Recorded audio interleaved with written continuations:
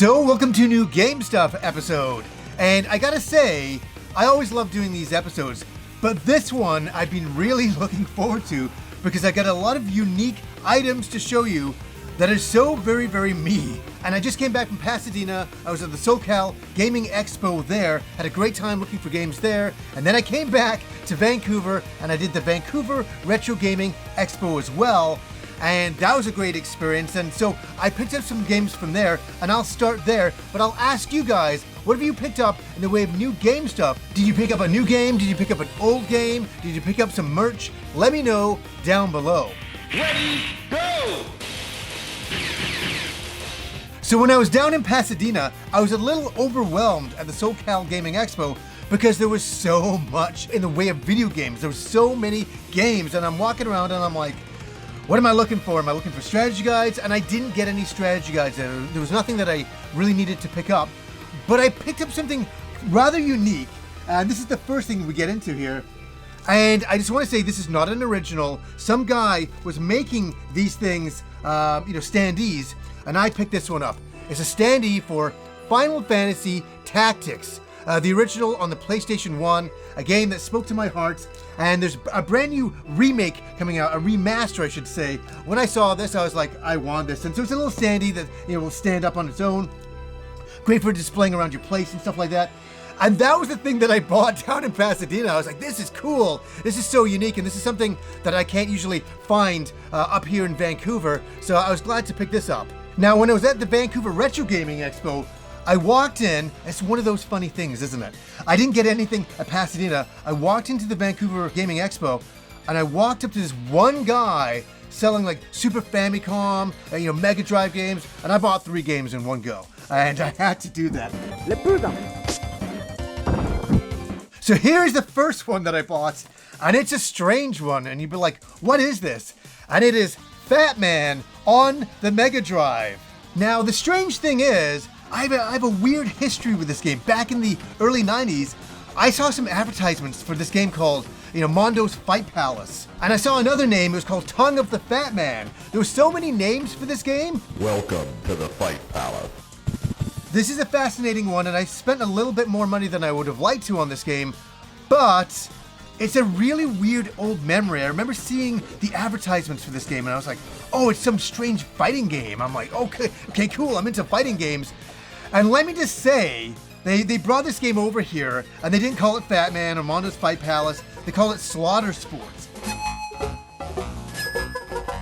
So I finally got to play this. I plugged it into the Polymega. I started to play it, and it's known for one thing, as being a terrible game.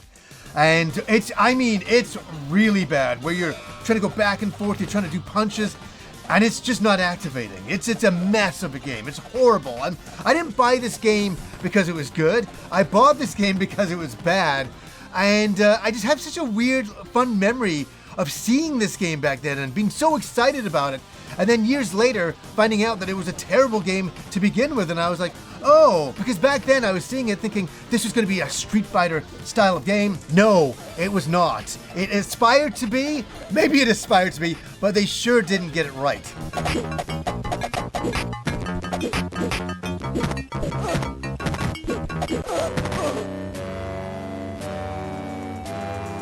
Now, another game I picked up was this, and it is If by Atlas for the Super Famicom.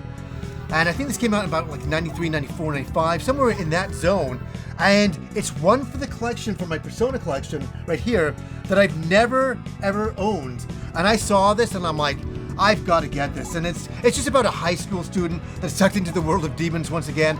It's a spin-off from the Shin Megami Tensei series, from the mainline series. Yeah, it wasn't a case of if I was going to buy it, it was a case of when.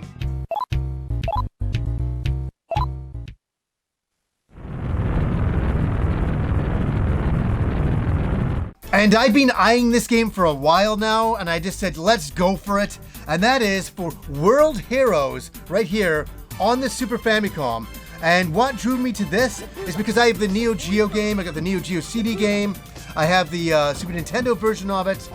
I wanted to get this because of the artwork. and the artwork is so good on this version of the game. I just like the whole anime look to it. And if you had told me all those years ago when I played World Heroes in the arcade that I would still be talking about World Heroes all these years later and I would want all the different versions of it, I'd be like, why? And I gotta say, it's a pretty competent port. It's not the Neo Geo version of it. Yeah, it's just one of those fighting games that I played when I was like 16 years old that really had a memorable impact on me. I really enjoyed all of the characters, I like the settings, and it's one of those games that I really wanted to collect all of the different artwork for it.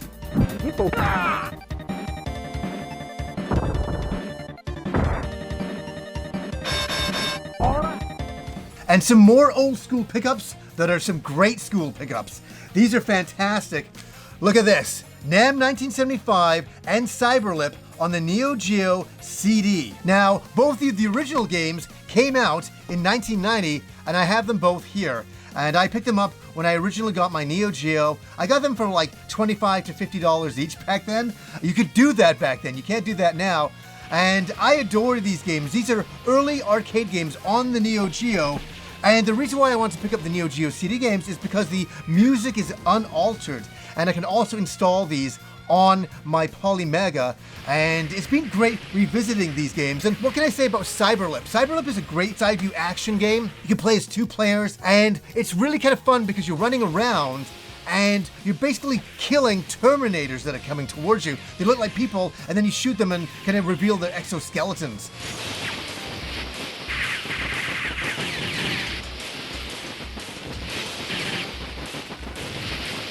And it has a real twist of an ending that I won't ruin for you if you want to emulate this game or play this game on your spare time and get to the end of it. And some of the graphics were really amazing. I can't tell you, back in the 90s, when you saw some of these big bosses, you're like, I can't believe this. How did they do this on the screen at the time?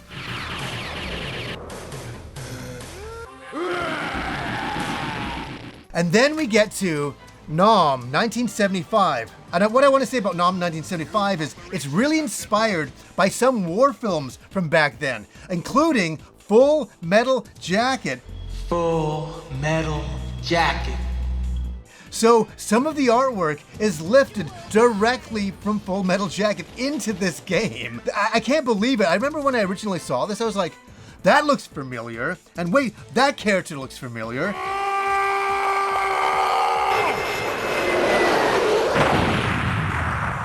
Yeah, it's a great action-style game where you're moving a cursor around on the screen and you would throw grenades or shoot in that general direction. It's a lot of fun.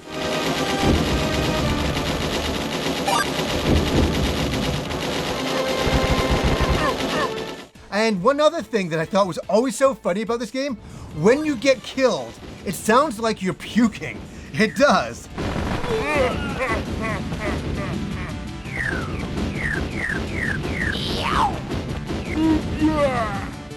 And here is an item that I didn't even know existed until I was on eBay one night and I'm like, wait, what is that? What is that?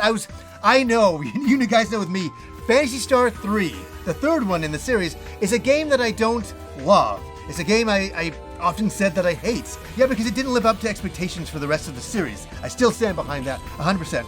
But boy, oh boy, I've been talking about it lately.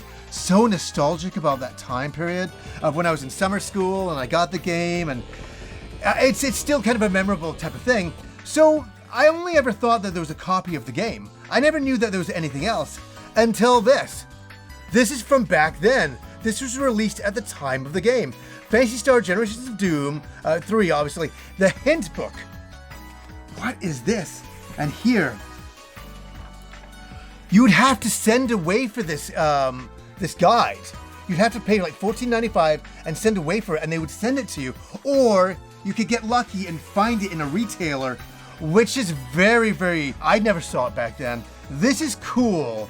If you're into the Phantasy Star series and you want a strange item that you didn't know existed, this is it. Because I am 51 years old, and I first played this game when I was about 15, and I've only found out now that this exists.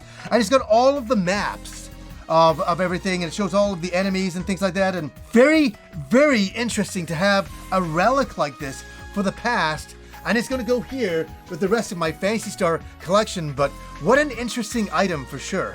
So sometimes when you're on eBay, you can really luck out. And I really lucked out this one particular night. It was a buy it now for, I know this sounds crazy, for $200. And you'll be like, wait, $200? That seems like a lot of money. Not for Splatterhouse boxed.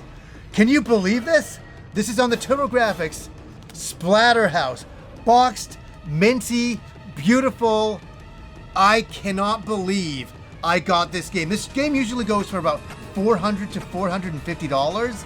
And my history with it is a great one. In like 1990, when I got Eastbooks 1 and 2 in the TurboGrafx CD-ROM that Christmas, my friend Andrew that lived down the street, he came over and he got a Turbo Express. That was like a TurboGrafx handheld, and his parents bought him Splatterhouse. And he came over, and it was a legendary story where he was so upset that he got this and not Eastbooks 1 and 2 in a CD-ROM. He was so mad about that. But I was like, Andrew, you got a TurboGrafx handheld and Splatterhouse. That's amazing. But he's like, yeah, but I wanted Eastbooks 1 and 2. So Andrew, I know Andrew watches the episodes. Can you believe that I got this in the year 2025? A box mint copy of Splatterhouse? This is for us, man, for sure. This is for our childhoods and for that memory of that Christmas back then. And I was always jealous of you for getting this copy of the game. I was like, oh my God. And over the years, I've always aspired to pick it up, and I saw it, I'm like, that can't be a buy it now. That can't be a buy it now. And I'm like, but, and thrilled to get this because I'm such a big TurboGrafx collector, and to get a boxed version of Splatterhouse, unbelievable.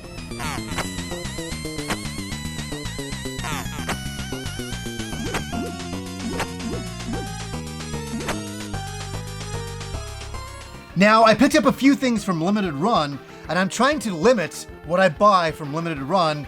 I'm not a huge fan of the company like I used to be, hearing about some of their practices and all of that, but I had ordered these a long time ago, and they just arrived, and I'm happy to have them because of my old school connection to these items. The first one is Cyber Citizen Shockman Collection right here, and these are some great games that came out on the PC Engine in Japan, and they also came out over here, and this is a collection of all of them, and I was like, oh my God, Shockman, I have to get this. And it's interesting because when I was playing on the PC Engine back then, I was like, this is like the PC Engine's answer to Mega Man. This is like a Mega Man style of game, kind of action platforming style, and I kind of fell in love with it.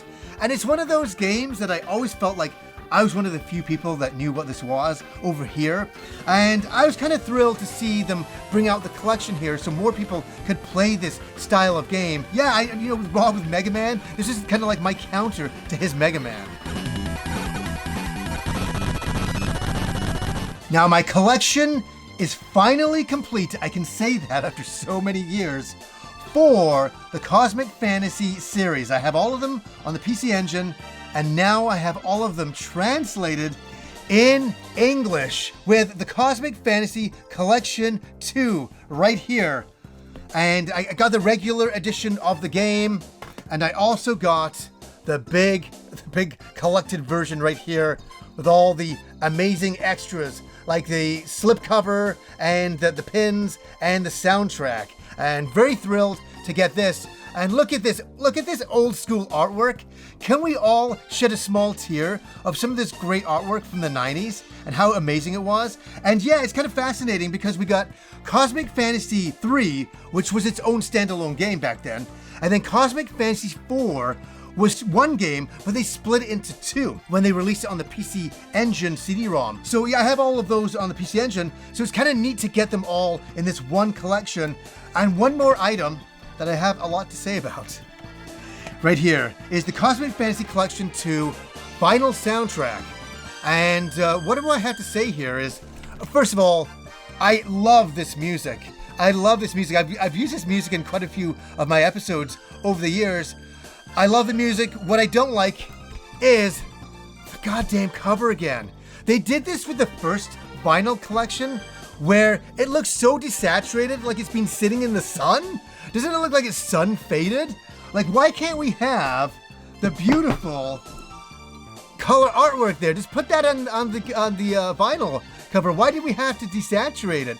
Yeah, I know they're trying to be artistic there. I think this is a big misstep, and it's something that I really don't like. But I'm really happy to get the music, and I'm really happy to get Cosmic Fantasy. Again, it's just wild to me that we have the Cosmic Fantasy games. Like, we have 3 and 4, and I'm looking forward to cracking this open and playing into it, because it calls back to my youth, you know, because we only ever got Cosmic Fantasy 2 over here officially, and obviously that got changed when they released the, the Collection 1, so thrilled to get this. So as you guys know, I don't like accepting anything in the way of games or anything like that from anybody. I had a P.O. box maybe 14 plus years ago, and I kind of got rid of that, and because I don't want to get anything from you guys that way at all. But I was at the Vancouver Retro Gaming Expo, and a guy called Chris, I remember his name very well, he came up to me, and he's like, yeah, I came to see you. And I said, oh, well, thank you so much. You know, I was really honored. And he's like, oh, I just want to show you one of my favorite games, and it's called Astalon here. And I'm like, oh, okay, cool. He goes, I think you would really like this game. It's kind of like a Metroidvania style game. You can switch with different characters. And I'm like, oh, I said, I love the art style. It looks really, really great. And so he's like, yeah. And I'm like, cool game, man. I said, that's really cool. And he's like, no. He goes, I want to give this to you. And I'm like, so we argued back and forth for a while. Because I'm like, man, please, like, I'll go get the game on my own. He's like, no. He's like, I've loved the show for so long. He's like, I just want to give you something to show my appreciation. I'm like, okay, so I just want to say, Chris, thank you so much for coming up to me, and thank you for like giving me this game. I mean, very, very sweet of you to do. It does belong in my collection for sure, especially with these style of characters, and I'm looking forward to trying the game. And yes, we're all about old school in this episode, it would seem, because I picked up some other Neo Geo games. Volume 3 and Volume 4 of the Neo Geo collection here. And this has a multitude of games on each one. I was happy to get this because I love the Neo Geo, as you guys kind of know. And it's so cool that they're releasing these collected versions. So this is a great way to get them if you have a Switch and you want to collect all of the games. You can go back and get 1 and 2, and then there's 3 and 4. And guess what's coming out? 5 and 6. So I'll be showing those in the future. But these are all of the games that I grew up with and I played in the arcade, and they had a really huge impact on me back then, walking into those arcades and seeing some of those fighting games and seeing some of those action games. They were wild and amazing, and I love the Neo Geo, and I love SNK, and I love the time period, and I just can't get enough of that time when I was like 16 to 18, 19, 20 years old, playing the Neo Geo in the arcade, and then beyond that as well.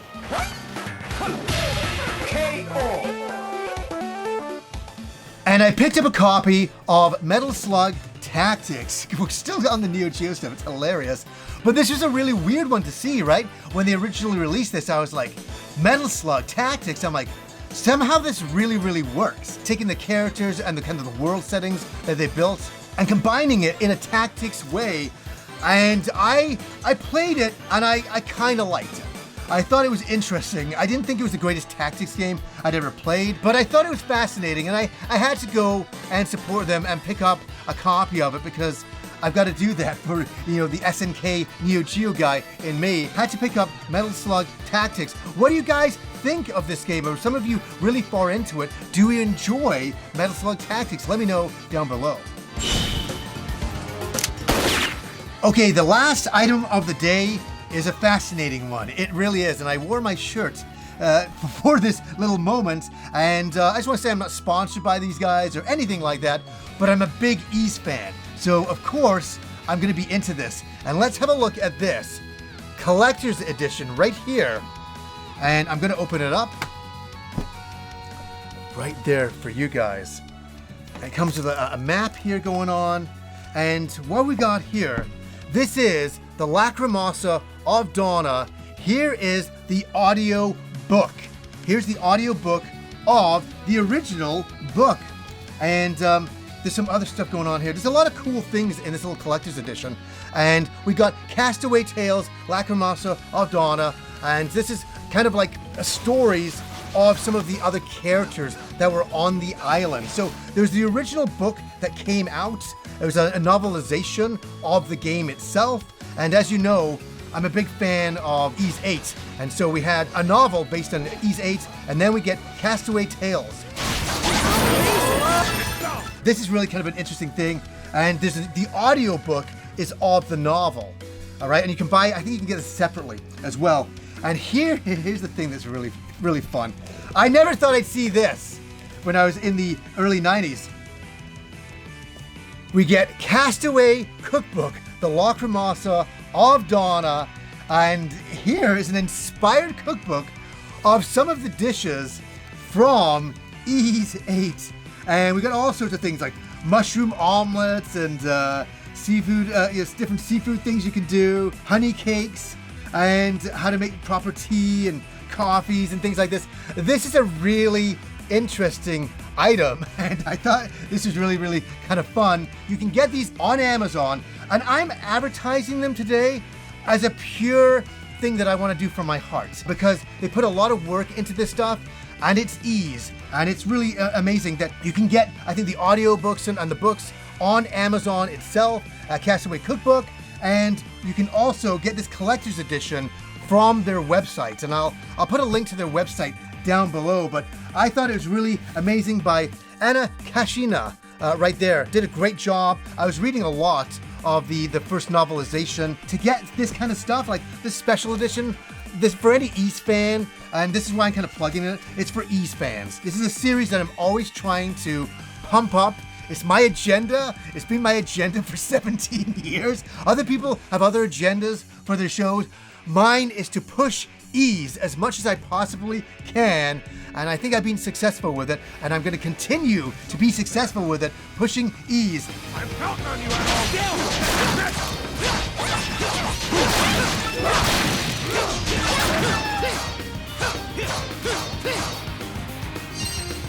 Yeah, those are some of the items that I wanted to show today on the show. I will ask you guys, what have you picked up in the way of new game stuff? Is it a new collector's edition? Is it a new game, an old game, a figure, some merch? Let me know down below. So anyways, guys, until next time.